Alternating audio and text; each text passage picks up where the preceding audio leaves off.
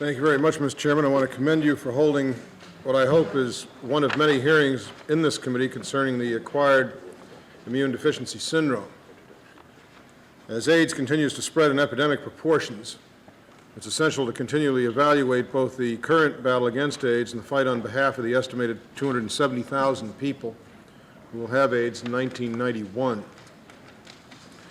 All of these efforts will cost money, and I was pleased to see the President did request some additional funding for AIDS research and other AIDS-related programs in his FY88 budget.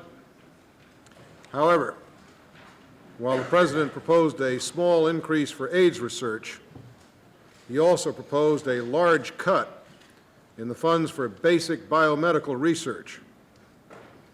Such action reveals a total lack of understanding of what is needed to fight the diseases we know about and to be able to respond to new diseases that give us little or no warning before they appear.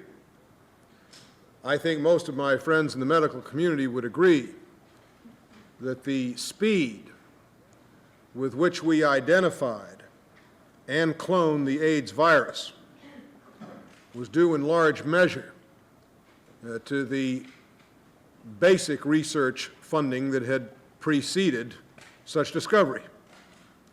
That indeed it didn't happen because all of a sudden we wanted to go ahead and discover the AIDS virus and pin all of our money and our hope on that, but because of a consistent long-term funding for basic research, biomedical research, we were able, when the crisis hit, to take care of that matter with alacrity.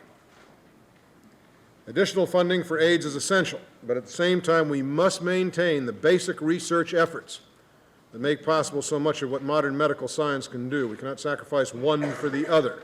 We need both. The President talks so often about being prepared and building up budgets and arsenals in case there is a war. In case there is a war. These preparations are made to fight against the possibility of danger to the nation. But with AIDS, we know there are deaths, and there will be more deaths. The Public Health Service estimates that by the end of 1991, there will have been a cumulative total of more than 179,000 deaths from AIDS in the United States, with 54,000 of those occurring in 1991 alone.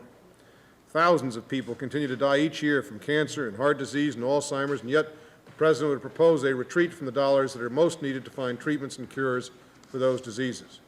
In this 100th anniversary year of the National Institutes of Health, the world's premier center of health research, we must recognize NIH as also a vital outpost of national security.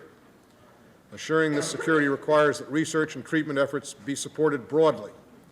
No one would suggest the nation needs only a Navy or an Army for the national defense, and likewise the pluralistic efforts of health research in the nation must be maintained.